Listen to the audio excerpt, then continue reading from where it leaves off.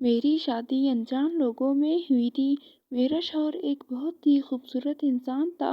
شادی کے فوراً بعد ہی میں اپنے شوہر کے ساتھ دوسرے شہر میں شفٹ ہو گئی تھی۔ میرے شوہر ایک اسپتال میں نرسنگ کا کام کرتے تھے، لیکن بہت دنوں سے میں نوٹ کر رہی تھی کہ میرا شوہر کچھ عجیب سا برتاؤ کرتا تھا۔ گرمیوں کے دن تھے اور ہر کسی کو ہی گرمی محسوس ہوتی تھی، لیکن میرا شوہر روز رات کو 2 بجتے ہی گرمی گرمی کا شور مچا دیتا اور اٹھ کر گھر سے باہر نکل جاتا اور صبح فجر کے بعد واپس آتا۔ سب دیکھ کے 1 2 دن تو میں نے اسی چیز کو زیادہ سیریس نہیں لیا، کبھی انسان کو گرمی لگ بھی سکتی ہے، لیکن جب ہر روز یہ ہونے لگا تو مجھے عجیب سا محسوس ہونے لگا۔ میں بار بار اپنے شوہر سے پوچھتی کہ میں بھی تو آپ کے ساتھ ہی ہوتی ہوں، مجھے اتنی گرمی نہیں لگتی تو آپ کو اتنی گرمی کیوں لگتی ہے؟ لیکن وہ آگے سے بات کو ٹال جاتا اور ایک ہی بات کرتا کہ ہر انسان کا جسم مختلف ہوتا ہے، مجھ سے گرمی برداشت نہیں ہوتی۔ میں نے ان کی بات پر یقین کر لیا، لیکن جب اس سلسلے کو ٹائم گزر گئے تو مجھے اس سارے سلسلے سے وحشت سی ہونے لگی، کیونکہ میرا شوہر دن بدن عجیب سے عجیب ہوتا جا رہا تھا۔ وہی شوہر جو پہلے ہر وقت پیسے کی تنگی کا رونا روتا رہتا، اب ہر وقت اس کی جیب پیسوں سے بھری رہتی۔ گھر میں بھی دولت کی ریل پیل شروع ہو گئی تھی اور مجھے بہت عجیب لگتا تھا۔ میں نے ایک دفعہ شوہر سے پوچھ لیا کہ اتنے پیسے آپ کے پاس کہاں سے آ جاتے ہیں؟ اس نے کہا کہ میری پروموشن ہو گئی ہے اور اب میں نرسنگ کا ہیڈ ہوں، اسی لیے میری تنخواہ پہلے سے زیادہ ہو گئی ہے۔ لیکن نہ جانے کیوں ان کی اس بات پر میرا دل مطمئن نہیں ہو رہا تھا، اور پھر ایک دن میں برقع پہن کر ان کے اسپتال چلی گئی تاکہ ان کی اس بات کی سچائی کو جان سکوں، اور جب میں نے وہاں جا کر دیکھا تو میرا شوہر حقیقت میں ہی نرسنگ ہیڈ تھا۔ اب اس پر شک کرنے کی کوئی وجہ نہیں رہ گئی تھی، لیکن اس کا گھر میں گرمی کا شور اور رات کو 2 بجے اٹھ کر چلے جانا ابھی بھی ویسے ہی تھا، اور یہ چیز مجھے اب بہت زیادہ پریشان کرنے لگی تھی، کیونکہ ہم دونوں ہی گھر پر ہوتے تھے، اور جب رات کو اٹھ کر گھر سے چلا جاتا تو مجھے اکیلے میں ڈر لگتا تھا، لیکن میں مجبور تھی، کیا کر سکتی تھی؟ زندگی کچھ عجیب سی ہوتی چلی جا رہی تھی۔ اب تو ہر روز رات کو نہ چاہتے ہوئے بھی مجھے انتظار رہتا تھا کہ کب 2 ہوں گے اور کب میرا شوہر گھر میں گرمی کا شور مچاتے ہوئے گھر سے نکل جائے گا۔ میں نے گھر میں پیسہ آنے کی وجہ سے ضد کر کے اے سی بھی لگا لیا تھا، لیکن اے سی والے کمرے میں کسی انسان کو اتنی زیادہ گرمی لگنا ایک بہت ہی تعجب کی بات تھی۔ لیکن میرے شوہر کی روٹین نہ بدلی، وہ ابھی بھی روز رات کو گرمی گرمی کا شور مچاتا اور گھر سے نکل جاتا۔ مجھے اس کے رنگ ڈھنگ دیکھ کر حیرت ہونے لگی کہ اے سی والے کمرے میں تو گرمی لگ تو نہیں سکتی، اور یہ پھر بھی گرمی گرمی کا شور مچانے لگتے ہیں۔ اور پھر ایک دن مجھے جھٹکا لگا، کیونکہ میرا شوہر جب صبح کے وقت واپس آئے تو اس کے کپڑے بدلے ہوئے تھے۔ مجھے حیرت ہوئی کہ وہ رات کو دوسرے کپڑے پہن کر گھر سے گیا تھا اور ابھی دوسرے کپڑے پہن کر واپس آیا ہے۔ میں نے شوہر سے پوچھا کہ آپ نے کپڑے کہاں بدلے؟ تو اس نے کہا کہ نہیں، تمہیں غلط فہمی ہوئی ہے، میرے کپڑے بدلے ہوئے نہیں ہیں۔ اس وقت وہ بات کو ٹال گیا، لیکن اس کے بعد مجھے محسوس ہونے لگا کہ آخر کار یہ رات کے 2 بجے ہی گرمی گرمی کا شور کیوں کرتا ہے؟ اس سے پہلے اسے گرمی محسوس کیوں نہیں ہوتی؟ اور اس کی بات کی سچائی کو جاننے کے لیے میں نے ایک دن اپنے گھر کی ساری گھڑیاں 1 گھنٹہ آگے کر دیں، اور میری حیرت کی انتہا نہ رہی جب گھڑی پر 2 بجتے ہی میرے شوہر نے کہا گرمی لگ رہی ہے، حالانکہ اس وقت صرف 1 ہی بجا تھا، لیکن گھڑی پر 2 بج گئے تھے۔ اب تو مجھے محسوس ہونے لگا کہ میرا شوہر گرمی کا ناٹک کرتے ہیں اور ان کو گرمی محسوس نہیں ہوتی۔ حقیقت تو کچھ اور ہی ہے، اور یہ حقیقت کیا ہے یہ مجھے جاننا تھا کہ میں جب بھی شوہر سے اس بارے میں بات کرتی تو وہ بات کو ٹال جاتے یا پھر مجھے آگے سے ڈانٹ کر خاموش کروا دیتے کہ تمہیں کیا معلوم ہے؟ جب انسان کو گرمی لگتی ہے تو پھر اس کو ہوش نہیں رہتا کہ وہ کیا کر رہا ہے، اور مجھے ایسے محسوس ہوتا ہے جیسے میرے جسم میں آگ لگ گئی ہو۔ میں نے اس بات کا ذکر اپنی ایک دوست سے کیا تو اس نے کہا کہ یہ سب تو جادو کی علامت ہے، لیکن مجھے اس پر یقین نہیں تھا، مگر میں اپنے شوہر کی حالت دیکھ کر مجبور ہو گئی اور اب تو مجھے بھی اپنے دوست کی بات پر یقین آنے لگا تھا۔ اس لیے میں اپنے شوہر کو بتائے بغیر دوست کے ساتھ ایک پیر بابا کے آستانے پر چلی گئی۔ وہاں جا کر جب میں نے ان کو اپنے شوہر کے بارے میں تفصیل بتائی تو انہوں نے کہا کہ اس پر بہت ہی بڑی چڑیل کا سایہ ہے۔ میں تو ان کی باتیں سن کر حیران رہ گئی کہ آج کے دور میں کہاں سے ایسی چیزیں ہوتی ہیں، لیکن پھر جیسے جیسے پیر بابا مجھے بتا رہے تھے میں وہ سب کرتی رہی اور یہ سارے سلسلے میں 1 مہینہ گزر گیا اور اس طرح میں نے پیر کی ہر بات پر عمل کیا اور اس سارے سلسلے میں بہت سے پیسے بھی لوٹا دیے، لیکن میرے شوہر کی حالت میں کوئی فرق نہیں پڑا۔ وہ ابھی بھی ویسے ہی رات کے 2 بجتے ہی گھر سے نکل جاتا ہے اور مزے کی بات یہ تھی کہ میں ان کو آزمانے کے لیے کبھی کبھی گھر کی گھڑیاں آگے پیچھے کر دیتی، لیکن وہ گھڑی پر 2 بجتے ہی چلے جاتے۔ مجھے حیرت ہونے لگی کہ صرف 2 بجتے ہی ایسا کیا ہوتا ہے۔ میں نے بہت دفعہ سوچا کہ شوہر کا پیچھا کرنا چاہیے، لیکن آدھی رات کو اکیلے جانے کی مجھ میں ہمت نہیں ہوتی تھی اور یہ بات میں کسی سے کر بھی نہیں سکتی تھی، کیونکہ سب مجھ پر ہی ہنستے تھے کہ اگر شوہر کو گرمی لگتی ہے تو اس میں حیران ہونے کی کیا بات ہے، لیکن میں سب کو بتا نہیں سکتی تھی کہ سب بہت عجیب ہے اور میرے شوہر بہت عجیب باتیں کرنے لگا ہے۔ میری زندگی کچھ عجیب سی ہو گئی تھی۔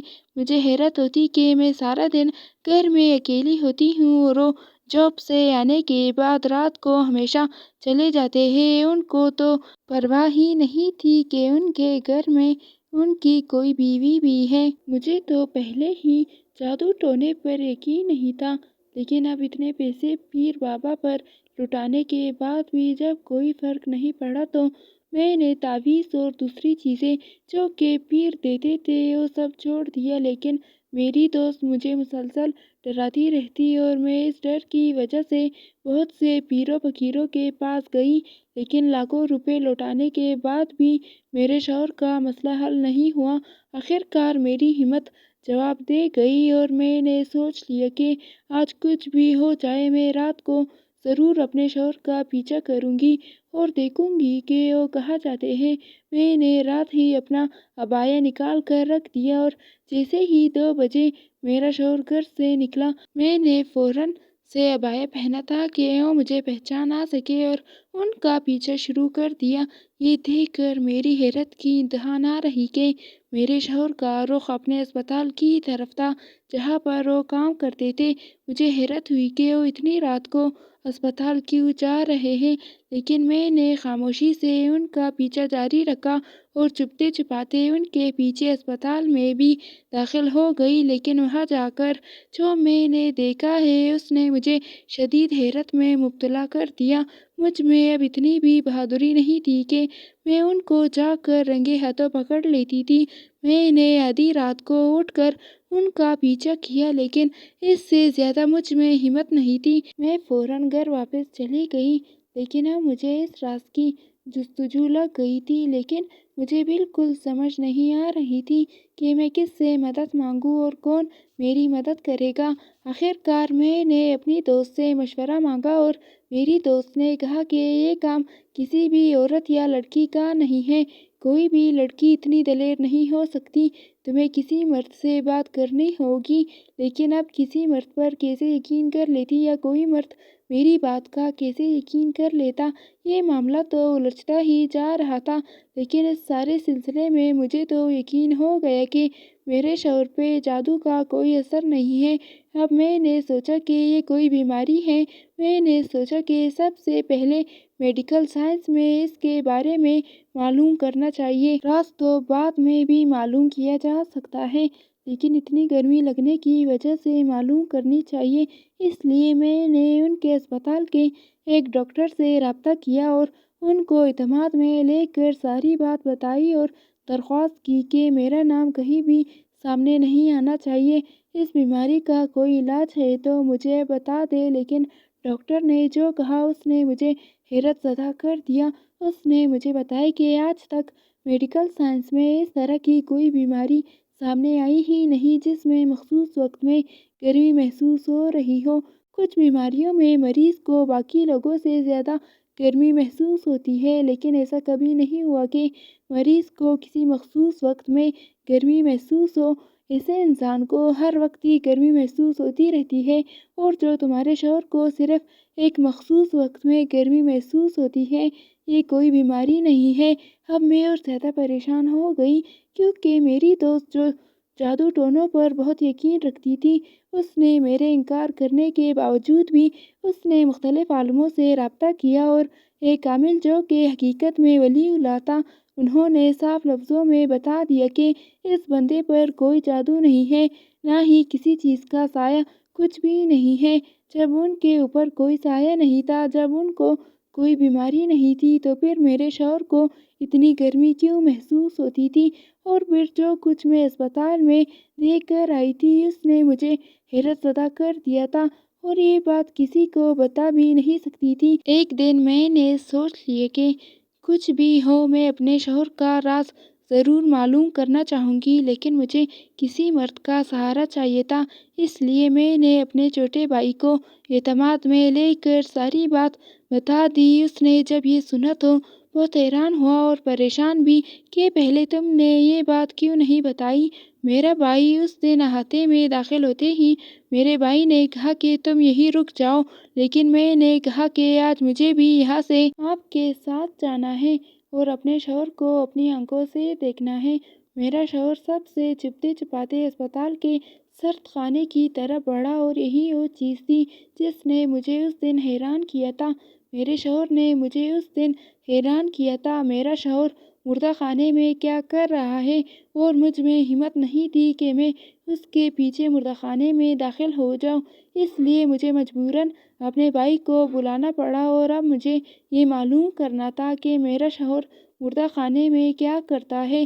اس لیے ہم دونوں بہن بھائی نے تھوڑی دیر باہر انتظار کیا، اور دوسری طرف سے ایک کھڑکی سے اندر دیکھا، اور جو میں نے دیکھا اس نے میرے رونگٹے کھڑے کر دیے۔ میرے شوہر ایک لاش کو برہنہ کر کے اس کی چیر پاڑ رہا تھا، اس کے اندر سے دل، گردے اور ایسی چیزیں نکال کر ایک جار میں رکھ رہا تھا۔ اب مجھے سمجھ آیا کہ وہ ہمیشہ گرمی گرمی بہانہ کر کے مردہ خانے میں کیوں آتا ہے، اور رات ان لاشوں سے چیزیں نکال کر شاید بلیک میں بیچتا ہے۔ مجھے تو کچھ سمجھ نہیں آ رہی تھی، اور میری عقل معاف ہو چکی تھی۔ پھر میرے بھائی نے فوراً سے اپنا فون نکال کر ویڈیو بنا لی، اور ہم دونوں اس وقت وہاں سے واپس آ گئے۔ اب مجھے سمجھ نہیں آ رہی تھی کہ یہ بات میں کس کو بتاؤں، اور مجھے اپنے شوہر سے ڈر بھی لگنے لگا تھا۔ میں نے تو اپنے بھائی سے ضد شروع کر دی کہ مجھے ابھی ہی واپس اپنے گھر جانا ہے، لیکن اس نے مجھے سمجھایا کہ اگر ایسا ہوا تو اسے معلوم ہو جائے گا کہ ہم اس کے راز سے واقف ہو گئے ہیں، لیکن ہمیں اس مجرم کو قانون تک پہنچانا ہے۔ دوسرے دن صبح میں اپنے بھائی کو لے کر اسپتال کے انچارج کے پاس پہنچ گئی، اور جا کر اسے ساری بات بتائی کہ تمہارے اسپتال میں یہ سب کچھ ہو رہا ہے، اور تو یہ سب سن کر وہ حیران رہ گئی۔ اور جب میں نے اسے بتایا کہ یہ سلسلہ تو پچھلے 3-4 ماہ سے چل رہا ہے، تو اس نے پریشانی سے ہماری طرف دیکھا۔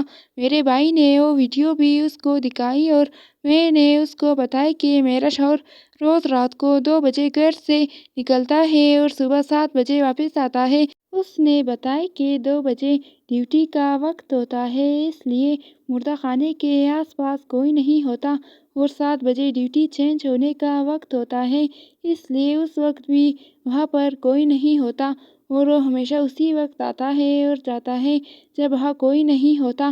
ڈاکٹر اس نے اسی وقت فوراً سے پولیس کو بلایا اور تمام ثبوت پولیس کو فراہم کیے، اور اس طرح سے میرے شوہر کو پولیس نے فوراً گرفتار کر لیا۔ میں بھی اس سارے سلسلے میں اسپتال میں ہی تھی، اور میرے شوہر کو جب معلوم ہوا کہ اس کی گرفتاری میں میرا ہاتھ ہے، تو اس نے غصے میں آ کر کھڑے کھڑے مجھے طلاق دے دی، لیکن مجھے اس کے طلاق دینے سے بالکل بھی کوئی دکھ نہیں ہوا۔ میں مزید ایسے درندے اور مجرم کے ساتھ رہنا بھی نہیں چاہتی تھی، جو کہ مردوں پر بھی رحم نہیں کھاتا ہے اور لاشوں کا غلط استعمال کرتا ہے۔ جب ہم واپس اپنے شہر آئے اور میرے شوہر کی فیملی کو اس کی اصلیت معلوم ہوئی تو ان سب نے بھی اسے قطع تعلق کر لیا۔ کچھ عرصے بعد اخبار کے ذریعے مجھے معلوم ہوا کہ اس کو عمر قید کی سزا ہو گئی ہے، اور میں نے خدا کا شکر ادا کیا کہ میری وجہ سے ایک مجرم اپنے انجام کو پہنچا۔ اگر میں ہمت کر کے اس کا پیچھا نہ کرتی اور خاموشی سے اس کی بیماری کو بیماری ہی سمجھتی رہتی تو شاید یہ سلسلہ چلتا رہتا۔ کسی نہ کسی حد تک اس میں بھی اس جرم میں شامل ہو جاتی، لیکن سچ کہتے ہیں ظلم کا سورج بہت جلد ڈوب جاتا ہے۔